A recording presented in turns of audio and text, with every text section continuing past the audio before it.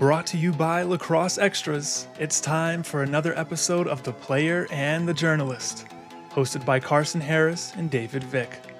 Karson is a former All-American at Drexel, the program's all-time leading goal scorer, and the CAA's leader in draw controls. I'm a journalist covering women's lacrosse since 2019 and the founder of Lacrosse Extras. In this episode, our special guest is a former North Carolina Tar Heel. She won the ACC Tournament Championship 4 times and the National Championship in 2022. She might not be a fan of Marvel movies, we'll get to that, but she is one of the nicest people in our sport. Scottie Rose Growney, have you come around to liking Marvel movies in the last 2 or 3 years? You know what? I have not, unfortunately. Listen, I can't get into like those action movies. I don't know what it is. Nothing about it really interests me. I know that there's so many good aspects to it, but for whatever reason, it does not pique my interest in any way. So hey, I just wanted to circle back to that. That was one of my biggest takeaways from a few years ago. So I know. I remember when you said that, I was like, oh God, I remember that. That was funny. Yeah. And so, yes, this means a lot to me that we have Scottie Rose Growney on, because I interviewed her a few years ago and my connection was so bad. I think it dropped like 6, 7, 8 times. It was so bad. And she was so patient with me. And we got the interview done in somewhat shape or fashion. But this is going to be way better. I promise it's going to be way better. So. Yeah, no worries. No worries. And also, I want to say I love your retro NC sweatshirt. That is very nice. So. Isn't that cool? I got it down when I was in Chapel Hill for the alumni scrimmage. So saw that and I was like, need to get that. I literally cannot leave Carolina without getting some sort of gear. Even though I definitely have enough. The color is just so pretty. Like you can put that color on anything, and it's like automatic.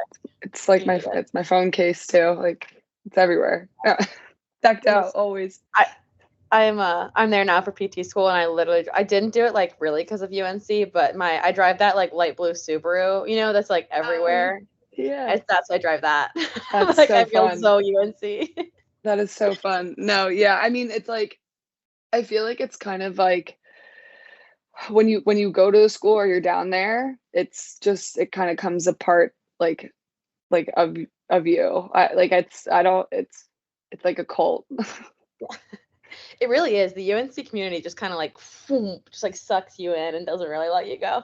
No, it's crazy. I mean, like I remember like when I went on my official visit, like my parents were like, even the fire trucks are Carolina blue. Like it's crazy. But it's fitting, so it makes it fun. Also, before Karson gets into the first question, you mentioned parents. I have to give a shout out to McCall, because we always give a shout out to the parents on this show. And me and her used to exchange some messages while you were still playing. I haven't heard from you in a while, McCall. Why don't you send me a message to the Lacrosse Extras Instagram? Oh my God. That is so funny. She's going to die. Awesome. So I believe Karson is going to kick us off, and we're going to start with Japan. So be prepared to speak some Japanese for us, okay? Oh, Jesus. Not sure if we'll get that. Yeah. Please don't, because I'll have absolutely no idea. All I have is arigato. That sounds like the most American pronunciation ever, so it's horrible. Anyway, to get started, if you could just describe for us and our listeners the lacrosse community in Japan, kind of like what it's like over there, the landscape of it. Yeah. So a big reason why we go to Japan is because it's growing like crazy over there. Like they love the sport. And it's just it's one of those things where it's really fun to see the excitement around it. I don't know like when they were initially exposed to the sport or when it started to grow as much as it has, but like I think they went on their first trip in like 2018. Megan, I don't know if you want to double check that one, but it was like 2018 or 2017, sometime around then. And they kind of were able to like pinpoint that there was like a big, there's just a big desire to play the sport. And, they have a lot of, the athletic ability down. It's just kind of like giving them that, the coaching and stuff like fundamentally, like those things, kind of to help like build a base. But it's like unreal. We The venue that we played at was a soccer stadium, and it was filled, and they would go crazy when especially with the guys, like if a one of the long poles would shoot from 20 yards out, and rip it like as hard as they possibly can. Everyone is freaking out. Like it's really fun. And I know the guys had like a really challenging game. We had a really challenging game. There were some like technicality things that ended up happening. They like had one at first, but then there were some issues with the way the score was kept. So it was a little funky there. But anyway, I think we ended up like tying, which I think speaks volumes to just like the growth of the game there and how good the girls are over there. And it'll be really, really exciting to see how they will perform in the Olympics. Like it's, there's where they are right now is insane. So 4 years from now will only be, can only imagine where they'll be.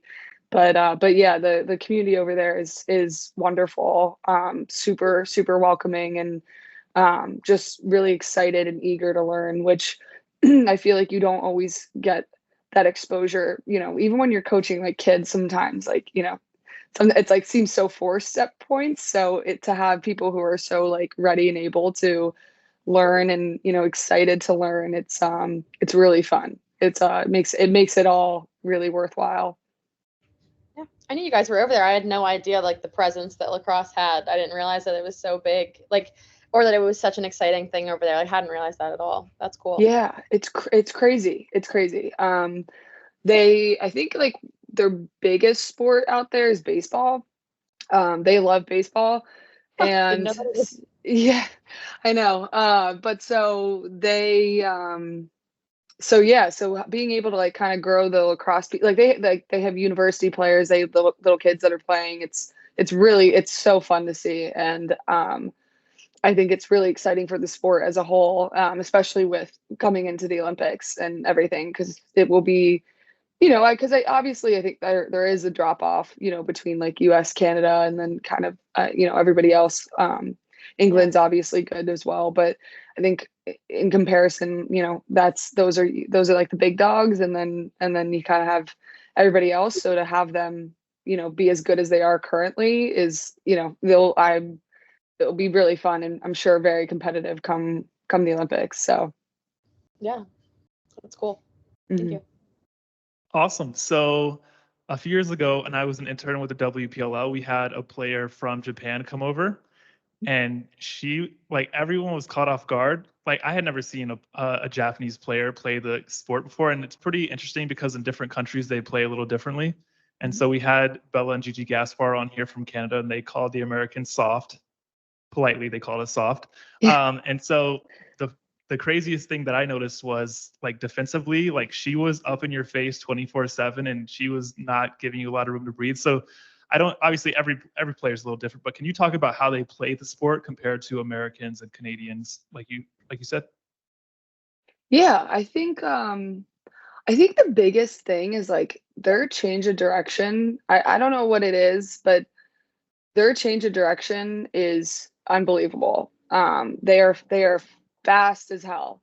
The way that they move the ball is fast, and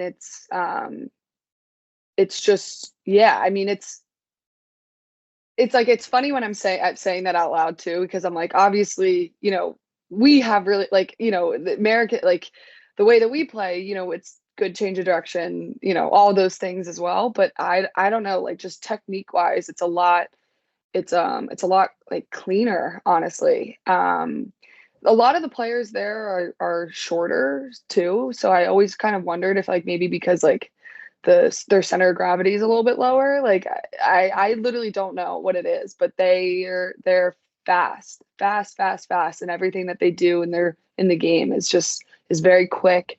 And honestly, like, everyone makes mistakes, but I feel like they're very, very technical with like where they're moving the ball, what their moves are.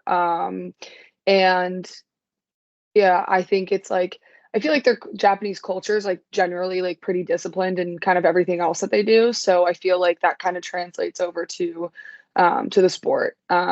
So it makes it kind of really hard because I was like literally going like diagonal, running every single which way and like had my head on a swivel the entire time. And honestly, like that is the way the game's supposed to be played, right? Like, it's meant to be fast. And so it just makes it challenging for you because, yeah, like I was exposed to it 2 years ago because I was able to go on the trip 2 years ago as well. But the that time was full field international rules, and then this time was sixes. So I think that also played a huge difference as well. Yeah. Wow. Yeah. So like in terms of that like speediness, it's like you can see it even more in the sixes. Yeah, and I remember one of the coaches, I probably should have added this to like the first question, but one of the coaches was saying that out of there were 200 players that had tried out, and I think that they had only kept, I think it was like 12. So it's that I think is a big testament to like the growth over there and the desire to play. But yeah, and I think like I said, like there's definitely things like fundamentally like that are like, what's the word? Fundamentally, like, I think that the way that we've learned the game is a lot like I guess cleaner, like, technique wise. I think that, sometimes it's a heavy top hand cradle, right? And like whereas like I've never done that. That's never been like my MO, and I tend to teach kids to like not have that. So I think it's really interesting to kind of just like to go over there and like dial in those little details, like really like things that are easy to change and fix. And because everything else, like they understand the game really well. Like IQ is there, everything is there. I mean, like there's the Louisville players, I was just Kokoro gonna and her mention them. sister. Yeah, they're amazing. Like you can see that speed and change of direction, like so obviously, when they in their styles play. I think it really catches a lot of defenders off guard, and I hope that like college coaches continue to recruit out of there just because like there is so much talent.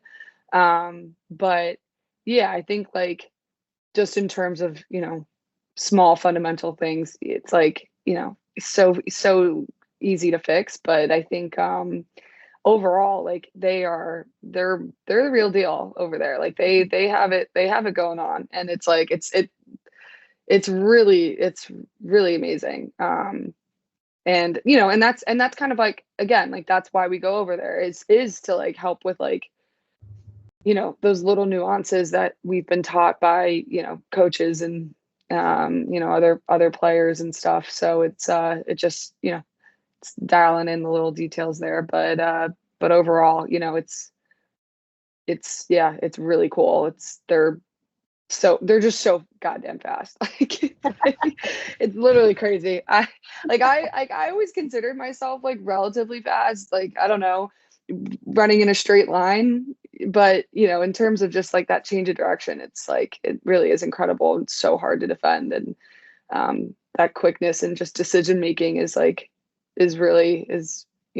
it so hard to keep track of the ball. And what was interesting is in the sixes, they played like a sagged zone, which I know that we were not expecting that at all. It's not like we could really like scout anything, right? So Silly Americans. Yeah, silly Americans. But it was like it honestly, like a lot of the girls that do play sixes, like for US and stuff, they were saying like they hadn't seen that yet, and how that was like we were having a really tough time, finding openings and stuff like on just with shooting and finding like the lanes. So that was really cool too. Is Very there 3 seconds cool. in sixes? Sorry, say that again. There's not 3 seconds in sixes, right? No. So were they just sagged like around the goal, or how? Yeah, like I mean, it wasn't. Yeah, it's not like they were walling or anything like that. Like, but it was definitely sagged. That'd be really hard. Yeah, it was like I said, like I think they're all just so like it's just embedded in their culture. Like they're all so disciplined. So even when we were trying to set picks and kind of get them off their mark, they were so good at communicating and staying like to their Yeah. zone and to their spot. And so I think like Tough. it's hard. It was really hard. I think like we were trying to throw different things at them, and it was and we were struggling to find that opening. So Very cool. I just had two thoughts. You mentioned Kokoro Nakazawa and her sister Nagai. They play at Louisville, and Kokoro had her career best year. It would be awesome to continue to see players, like you said, coming from over in Japan. I know we've had a lot of Australians recently, Georgia Latch at yeah, Loyola, Abby Thorne at Pitt. And so that's awesome to see. And then obviously some Canadians. So it's cool to see, like in basketball, for example, UNC is a big basketball school. In college basketball, people come from all over to play basketball in the US. It would be awesome to see that happen with lacrosse. And we do have the best college lacrosse there is to offer. So hopefully we'll continue to see that. And my only gripe was Scottie Rose Growney. You mentioned your speed. I think you might have lost a few miles per hour when you went to the low socks. Okay, you should have stayed with the high sock gang. Okay. Yo, that's crazy. No, I felt speedier than ever. Honestly, I was wearing soccer cleats that felt like socks, and then like I noticed. yeah, they were. I was like, where are her socks? I know. It honestly, it got like like dodging and stuff. It made it a lot like easier just because I sometimes think I used to wear soccer cleats growing up. And then I sprained my ankles a bunch of times, and I was like, oh, I guess I should go to a high cleat. But then once we were in school and like when we were doing like our strength training and everything like that, like we would work on like ankle, mobility and just like strengthening things. And so once I got, to a point where, I could trust my ankles and they weren't going to snap on me. I was like, let's send the soccer cleats again. And I honestly, what's crazy is I see a lot of girls wearing them now. I see girls not saying I started it at all. No, but I just like, I think that it's just like a way more comfortable, cleat, and like, I don't know, it's like breathable almost. I don't mind the soccer cleats. It's just the socks. Even Chloe Humphrey, she's at UNC now, and we had her on the podcast. We love her, but she's not even wearing the tall socks. You were wearing the tall socks in your first 2 years, and then you abandoned them. I know. Well, you know what? You know what sucks is like, I always hated sock tans. Also, like I think growing up, I always thought they were like the coolest thing ever. But then, like when the season was over and I had like 4 inches of like difference in my tan, it was like, how do I fix this? And I spent like the whole summer then trying to like figure out how to even it out. But so at least it made it like a little bit easier. Like I had it was just my ankle, from my ankle down, that was like difference. But I don't know, I think it's comfortable. Like Karson, like did you ever test that out? Like I was a high ankle cleat girl, like through and through, just because like the one time I tried to switch to low ones and then I got Achilles tendonitis because I'm convinced it's like it was like from the cleat. But that was also a lacrosse cleat, not a soccer cleat. I never made that switch, but it was happening like, no, I didn't, because it would have been like my last year that I would have made that switch, and I wasn't willing to like, I'd made it that far, and I was like, I'm not doing this right now. But Right. it's a good look. Like, I like the look, and I don't think you could wear high ankle or high socks with soccer cleats. Like, if you're gonna do the soccer cleat, you gotta go low ankle socks. I feel like that combo is the Of best course, combo. Karson So I disagrees. agree with you. But Well, I was against it at first, but like, it looks cool. Like, it does look cool. it is it's so comfortable. The other thing is like the like Nike high socks, I feel like are so thick, and Yeah. so it wouldn't work with the soccer cleat just because those are so like narrow and meant to be like very fitted. So because there was one time where I tried it and I couldn't feel my toes. It was everything was like I was suffocating. Have you ever felt like a soccer cleat, David? Have you ever like held one of those compared to like a lacrosse cleat? Yeah, my little brother plays soccer. Well, I've never held like an adult version, but my little brother plays soccer, and I don't know. I'm anti-soccer. I know you're not, but I'm anti-soccer. So They're just so light. Like, they're literally like So a light. 5-pound difference between soccer cleats and lacrosse cleats. Like, a huge Mhm. difference. well, So. I hope everyone has enjoyed our conversation on socks. Karson has our next question on Japan. Yeah, so just like give us the highlights. Like, what was one of your favorite things lacrosse, and what was one of your favorite things non-lacrosse about your time in Japan? Yeah, I think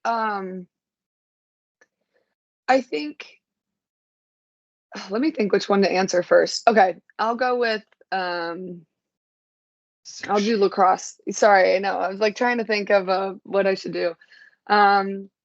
Yeah, so like the best part about the trip and like the most rewarding piece is like doing the clinics. And so we did two different clinics. One was kind of like a broad age group. It was like I think we had some college players there, all the way to like the kindergartners, like adorable. I was with the kindergartners. I loved that. We played sharks and minnows, which they had never played before. Wow. And when I tell you, they literally loved that game more than anything, as any little kid does, right? Like, it's so fun. But like, even like our translators, I was like, have you guys played this game like in any other way? Like, I don't know. And they're like, no. So that was really fun. But so the second second clinic is with we go to an elementary school, and I would say that this is like the highlight. And again, you're with a bunch of elementary school students, and we kind of got like a little brief rundown of like they had no idea what lacrosse was, never had touched lacrosse stick before. We had a bunch of fiddlesticks and a bunch of like the squishy balls, and we just kind of like I think we had like three different like stations. So one was a scrimmage, one was shooting, and one was like, I think it was like passing or something. And so we just kind of go around and with our group and go around the stations and point out little things. Half the time we're just like cheering and like encouraging whatever they're doing. And they had a blast, and it's like, it literally is like the most rewarding thing ever. I think playing lacrosse for so long, being able to give back to the sport in that way was something I only kind of like dreamed about. And so having had done that for 2 years, right, it was like, it's such an amazing experience. It was my highlight 2 years ago. It was my highlight this year. And then we also like went inside and like we were discussing like lacrosse words and kind of getting to know the kids, and it was just awesome. And they were so excited for us to be there and teaching them, and you kind of just like form these little bonds with them. Like they were so cute. Like I had a group of like 3 girls that I was so upset to leave. Like we we were only there for 2 hours, 3 hours, and it was just like it was so sad, but it was so like to leave them. It was my girls, but we took some selfies together, so I have that. But yeah, like the funniest thing too is like we were teaching them like some of them that were in line for like the shooting drill. I was showing them some stick tricks, and it was like one of them, flip the ball up, turn your stick over, catch it on the back of your stick, flip it back. Mind blown. They literally thought it was the coolest thing they've ever seen in their whole entire life. And it's just like sometimes you just don't get that same excitement from like coaching. Sometimes like with the kids here, like it was truly one of those things where your passion was their passion, and it was just so fun, and they were just really, really thankful for us to be there. And yeah, at the end, like we passed out like PLL t-shirts, and then some people brought like old pennies and gear. Like a lot of the PLL players like have like a bunch of pennies and stuff that they hand out. They did that at the end of their game also. Like they passed out like their sticks and gloves, and they got like these really cool helmets specifically for the trip. So some of them are passing those out.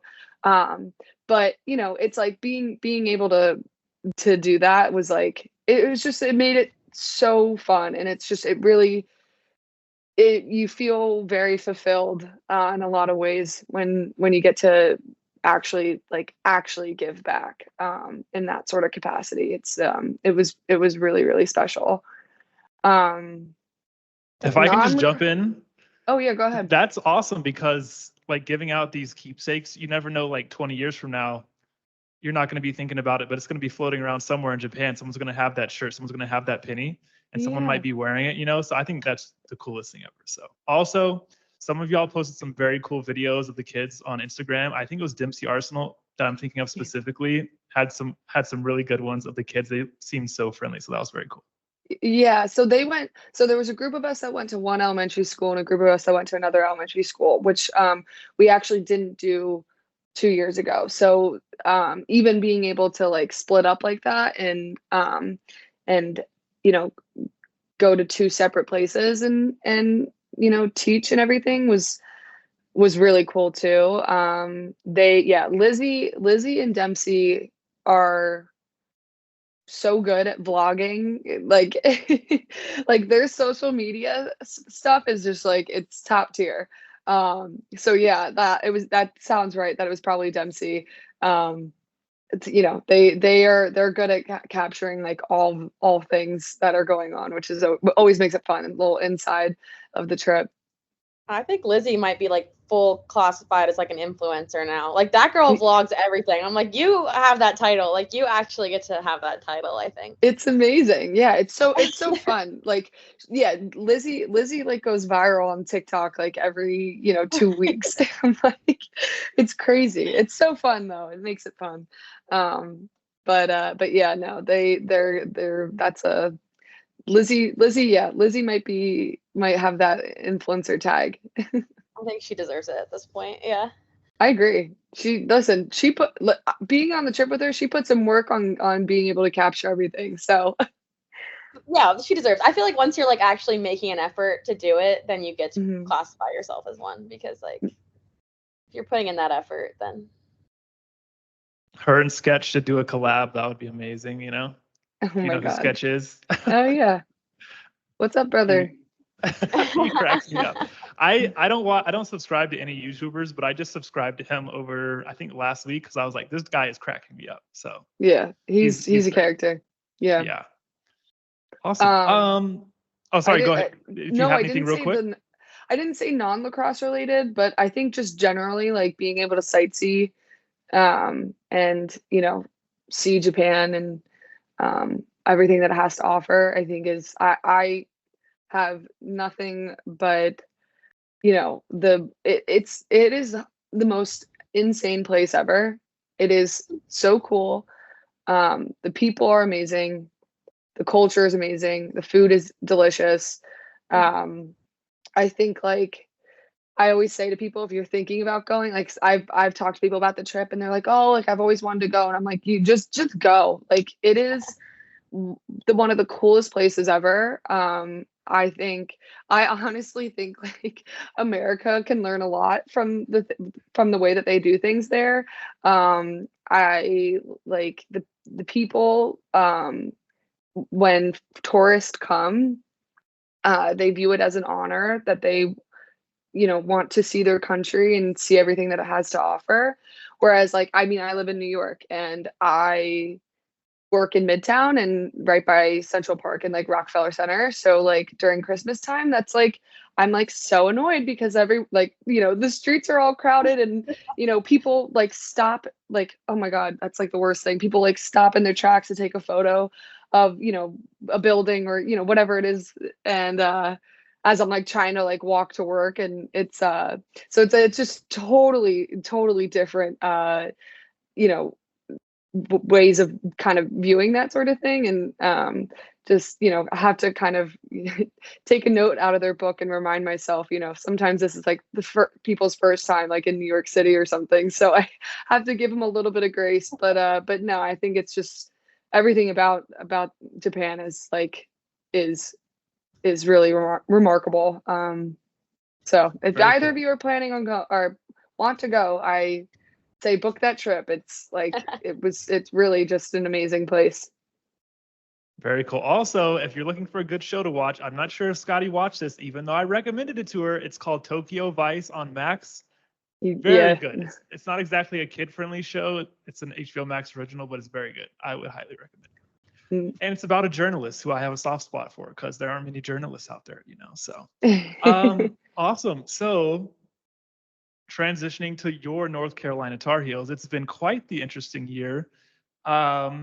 And I just want to jump ahead actually because the more I researched it when I was working on the questions that Karson and I put together, like Caitlin Wurzberger was there when you were there, and she's not the only one. Obviously, she's the biggest one, but can you talk about what it's like to see players that you played with and won a national championship with when they were younger, and most of them had lesser roles on the team, but now they're, you know, flourishing in the spotlight. Can you talk about what it's like to watch them play now as they're the old people? I know. Yeah, which is like it's so crazy. I mean, yeah, I think it's one of those things. So Jenny always talks about like our we have like 7 years of influence, or no, is it 8 years of influence, I guess. You have, or no, I guess it's 7. No, 7 years of influence. Is like that's a saying that she just always, you know, literally constantly reminds us of. And more or less like 7 years of influence means, you know, you have the 3 grades above you, and then you have the 3 grades below you that you'll interact with, and then you also have you have your grade. And so I think, you know, being a freshman and having those seniors, it's like I can't even imagine, like, you know, just they had such a big impact on me and my class, and I hope that we had that same kind of impact with the younger girls, I guess now older girls, which is just like crazy. But no, I mean it's really remarkable. I think it's one of those things where you almost feel like a proud mom or like maybe not mom, but like proud sister of, you know, seeing like the people that they grow into, the type of player that they grow into. I think it really is, it's so fun. Like I think with even like last year and then this year, I think it's so fun to be able to just really like have watched them grow and knowing them as people as well. Like it's they have just grown so much and into like wonderful strong women, and it is Yeah, it's so exciting. It's like it makes watching so much fun. I was watching the ACC championship today with Jamie Ortega, and um we were like, God, like we only know a few people now. Like we're getting old. Like we're like looking at the players and we're like, oh yeah, I think I know like this person and this person, and it's just like every year it gets smaller and smaller. But it's like it's so nice to be able to see them as just flourish and become like really amazing people off the field, and um, really amazing players on the field. And you hope to leave it better than you found it. And I think that my class, I think we really tried to do that. And I think You won a that national championship. That's pretty good.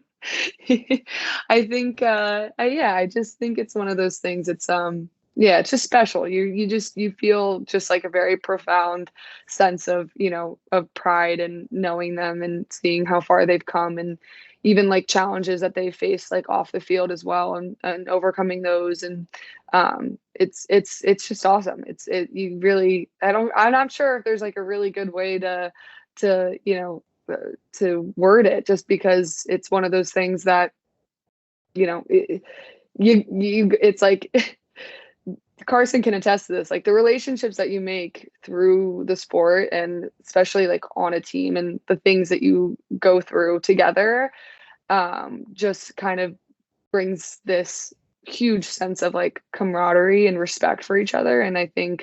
Um and I think, seeing where they are now, it's just like it really is so special. And you'd like to hope that maybe you had some sort of like influence there, but no, they're great. And I know like Caitlin is moving to New York, I think in That's July. where So everyone is going.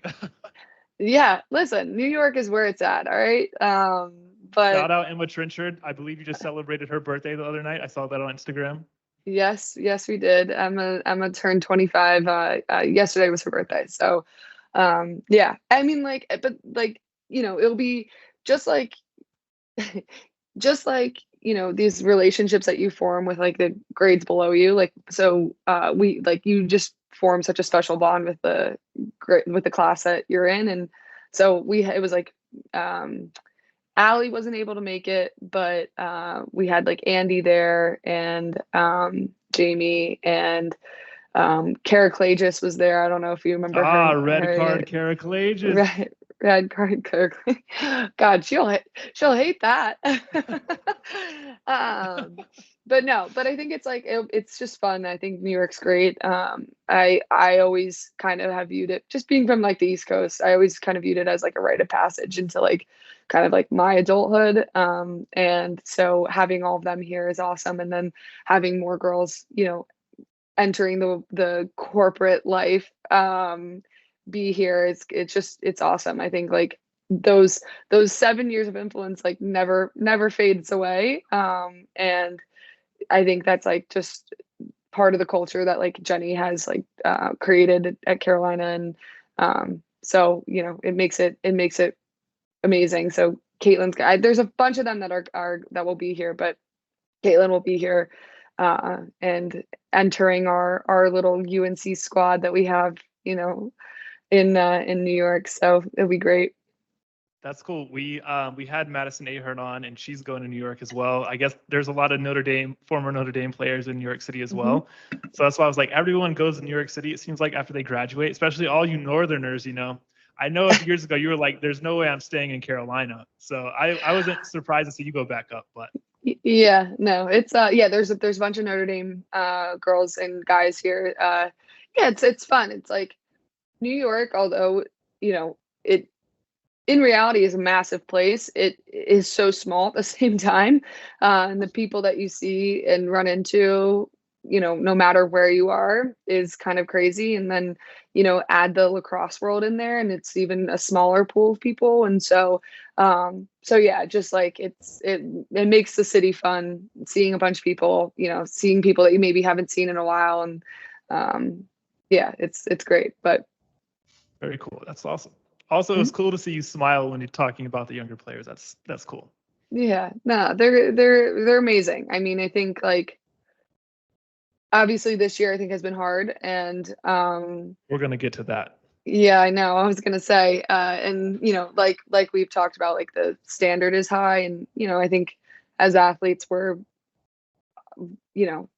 very hard on ourselves. So, but I know how hard those girls have worked, and it's and although this year has been a little bit of a challenge, it's I think that adversity is kind of welcomed at points with that Carolina. Like Jenny doesn't expect us to be perfect all the time, and and if you don't kind of face that sort of thing, like how are you going to figure it out if it. And I think that the girls have handled it very well, and they're doing their best. They work their butts off just like everybody else has, and I am so proud of them and everything that they've done so far. And I'm excited to see how the rest of the season goes, because you never know what could happen. Lacrosse is crazy, and I've seen crazier. I've seen this sort of thing happen before, so you never know. Well, I don't want to burst your bubble. Karson does not think they should get into the NCAA tournament. I do. So I'm on team Scottie Rose Growney over here. Okay, so that's just want to make that clear. That's not fair. I said if they weren't UNC, they probably wouldn't get an at-large bid, and I think that that's fair. I think that if they were another school that wasn't UNC, that like if it was somebody who was like fighting tooth and nail for an at-large bid, that I think that the Mercer Bears, baby. Yeah, if Mercer Bears had the season that UNC had, they probably wouldn't get an at-large bid. That was what I was saying. But you also have to take into strength of schedule. There's a million things to look into, because UNC also plays like the very best people. So there's a balance there. And you also have to take into account all the clowns that we have on the committee choosing these teams. So Yeah, I was see those top 10 rankings. Oh my gosh. Sorry, I was thinking about how like UNC basketball last year had literally no business getting an at-large bid, and then they were just like, oh, here you go, like you're UNC, we can't have you not like in the tournament. And so I feel like it was, and not like that's what's happening with UNC women's cross, because they have had a harder schedule. But I do think that it would be a little bit, it's more set in stone because their name is UNC, which is just the way that it goes, and they're not going to have an NCAA tournament without UNC regardless, so that'll be the way that it goes. Anyway, my other question for you, and it's okay if you just say all of the injured people get uninjured, because that was a huge hit to UNC this year. You lost so many people early on before the season even started sometimes. But how do you see them like rebuilding for next year and kind of coming back to like that UNC that we all know? Yeah, I mean, I think it's so funny when people use the term like rebuilding, just because it's like, just like with any like Northwestern, like, are people going to say because they lost Izzy and Aaron, like, are they going to be rebuilding? Like, I would argue no. Like, it's Northwestern. They have an incredible depth and recruit very well, and so I think like rebuilding is I don't know. I think it's a silly way to phrase it, but I think like with a school like UNC, it's you are fortunate enough to have that depth, like, and I think sometimes you have like these top tier players who get hurt, and that sucks. But guess what? You have a top tier player that's also, right behind that person. Like, so I think it's one of those things where I don't see it as much as like rebuilding, but I do see them like, I'm hoping that the injury wise, everything is smooth sailing there. But I think Jenny's Jenny, Carolina's Carolina. They get good players, and no matter what, I think people they'll figure it out. Like, there's always a way out, and there's always a way to to to just like overcome kind of like, you know, an off year. I think I see them being really strong next year. I think, which is really exciting. And I just think like I knowing Jenny, like I know that her expectations will always be high, like even for the current team, right? Like I don't think that, you know, she would ever count them out to not winning the whole thing, like potentially, right? And I think having that belief in your team and in your players is huge. And I don't know. I just think like that's just something that will always be a constant with Carolina. And I think yeah, I mean, I think like an off year is an off year. It sucks. It is what it is. There's other teams that are like the ACC is incredibly challenging. It is so hard to beat those players, or sorry, beat those teams. And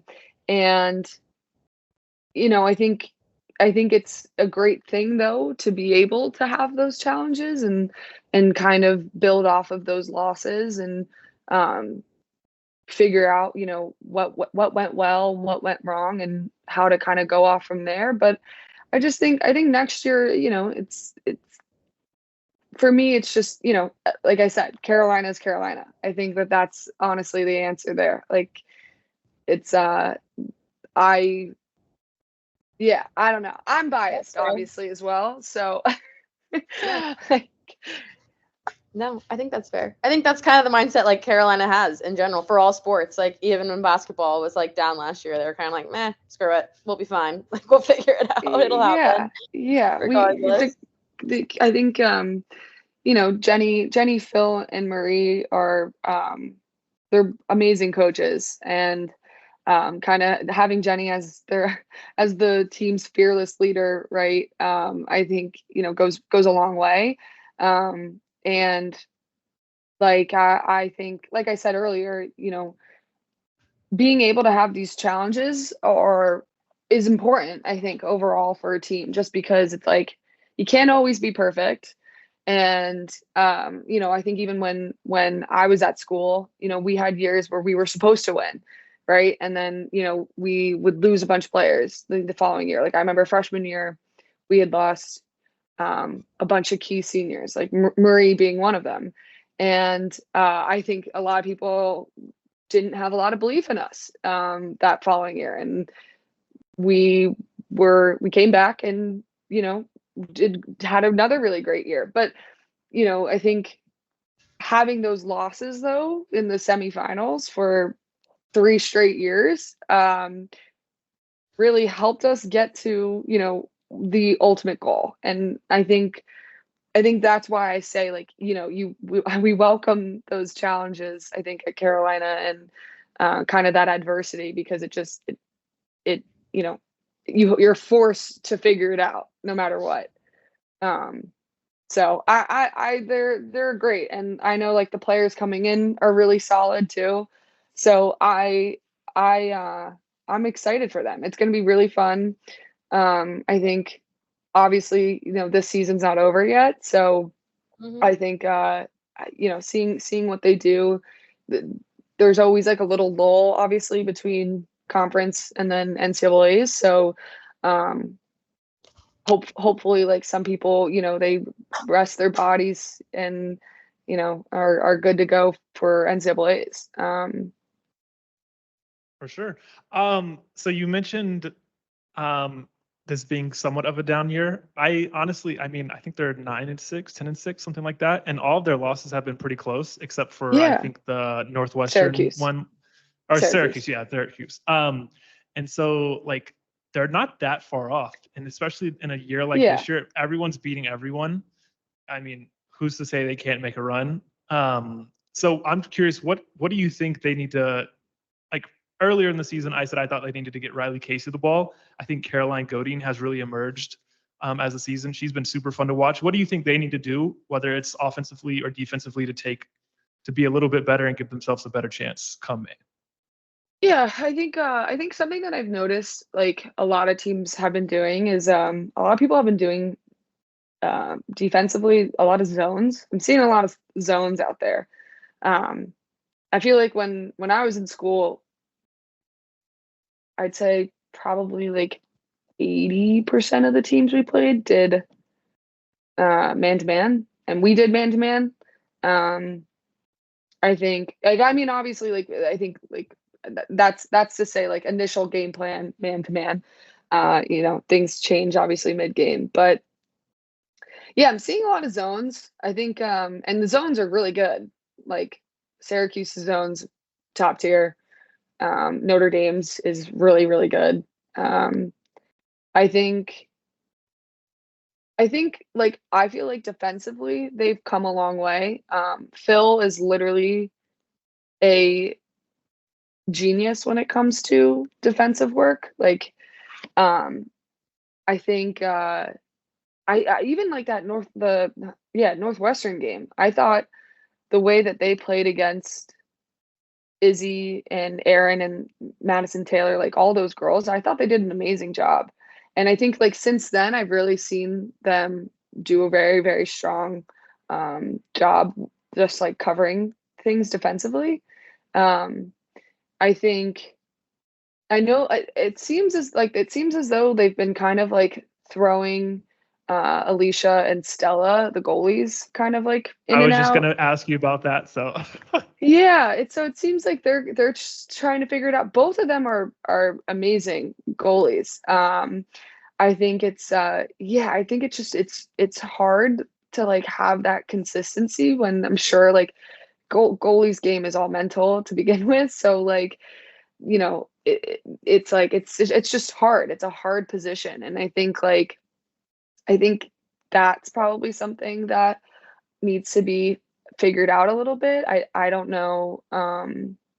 They're both so good. I think they both have, stood up when they've needed to, um yeah, I think that that's just like a hard piece. I think, it seems as though everyone's shooting has also gotten like insane. So like it's just making a goalie's job even harder. So I think like that's probably the big piece there, just because I think defensively they have, I feel like, kind of figured it out and have done a really, really good job. Like obviously Cuse, I think, is like the outlier there, but like I think it was like Cuse and then the Northwestern game, and just kind of see like the changes in just like what they were doing, and everything, like knowing I like that's obviously very intentional and tactical by Phil, but yeah, I think like that's probably a piece they need to figure out. I feel like I think like draw wise they've gotten a lot better, but you know again, like there's some teams that have like girls that are just strictly Kate draw. Mashewski. Yeah, like she's insane. Um and I don't think uh I'm totally blanking on her name right now. Like I don't think that she's like a strict Fogo, but the Northwestern whoever takes the draw for Northwestern, I don't think she's a strict Fogo, but she's like also unreal like at the draw. Um I think like having facing girls who are just like straight Fogos like that, who are just like so excellent at their craft, is like so challenging. And I think that they kind of like that Carolina has like run through a few different girls every game just to try out different things. So, but like I feel like they've gotten a lot better with that, at least, towards later in the season, in my opinion. I don't know if you guys agree. Yeah, I think not having Sophie Student is a big loss that doesn't get talked about. I think she's an amazing player.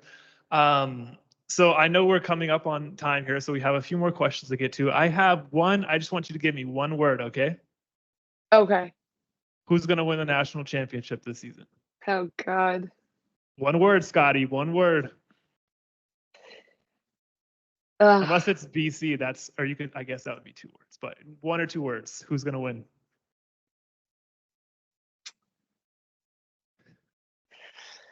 Oh, it's so hard. That's hard. It's a It's a hard question. Come on, you're a national champion, Scottie.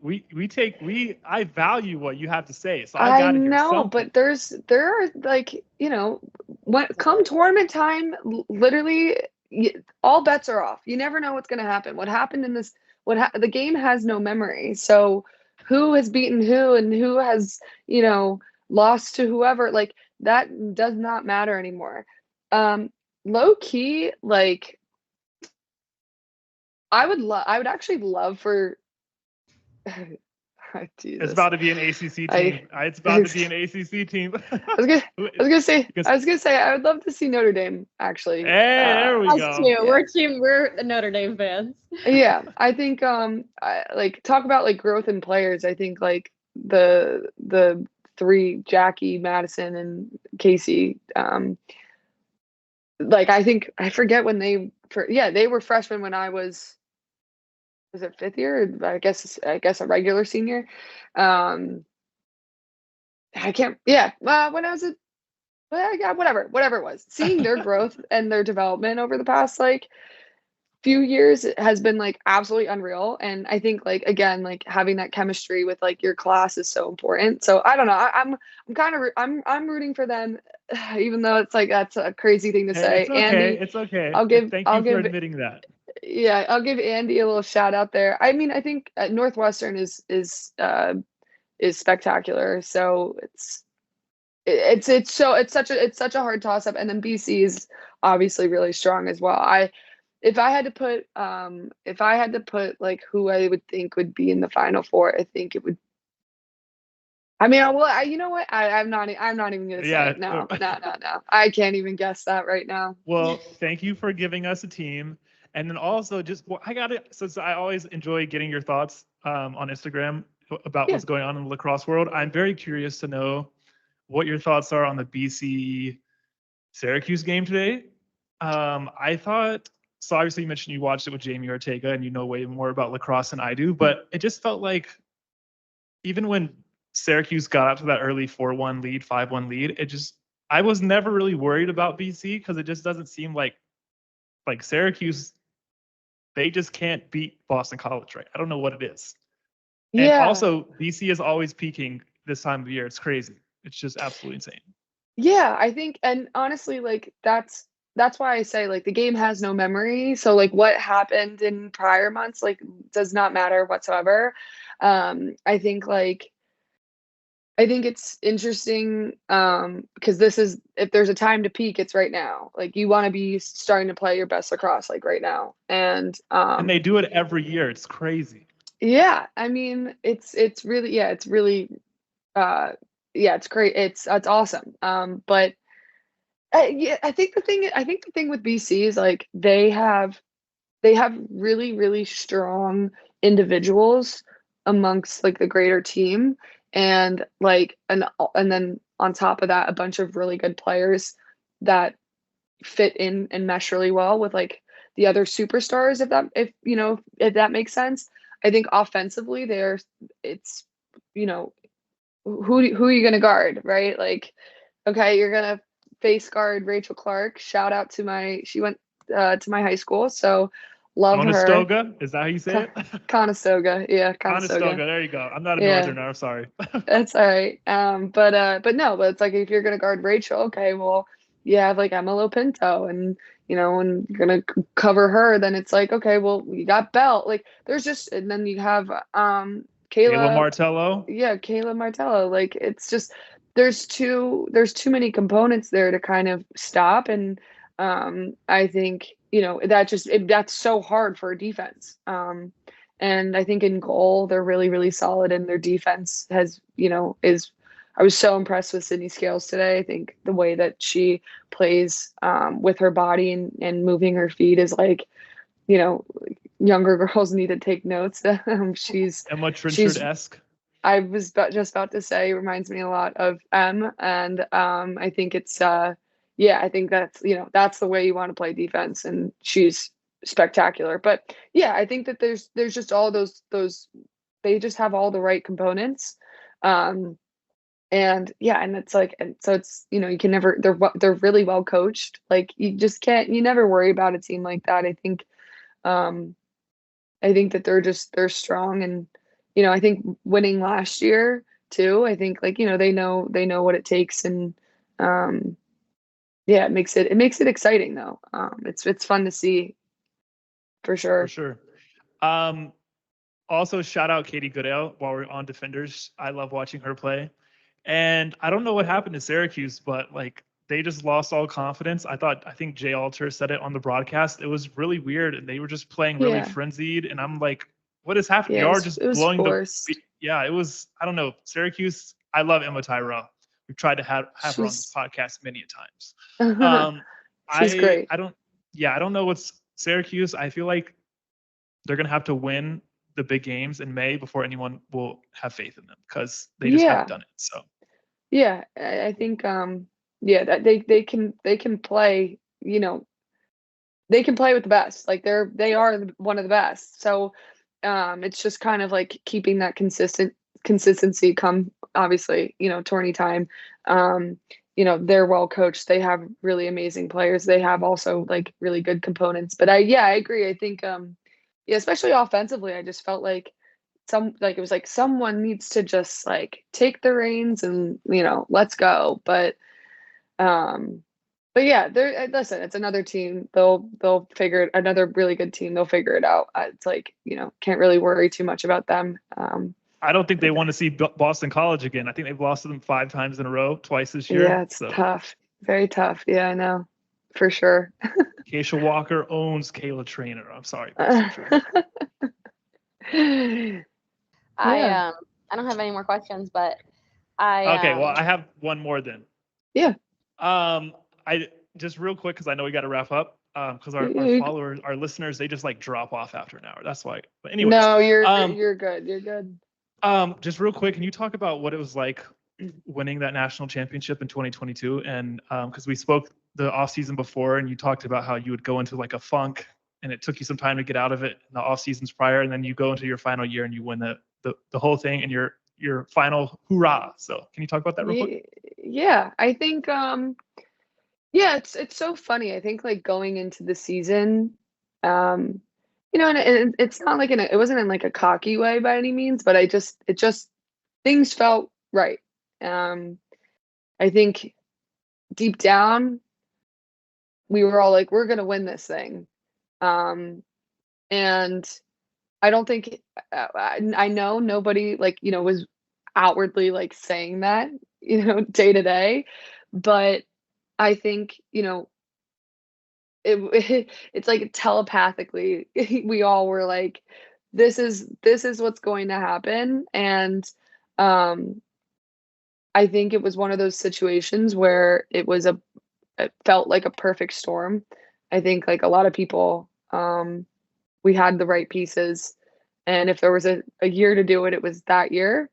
Um, but it was absolutely amazing. I mean, I think again, I was saying this, Karson can relate. Like, you go through war with your teammates, and it is one of the most, special and unique experiences, and it brings you so close together. And I know my class was really close throughout all of our years at Carolina, and even obviously now.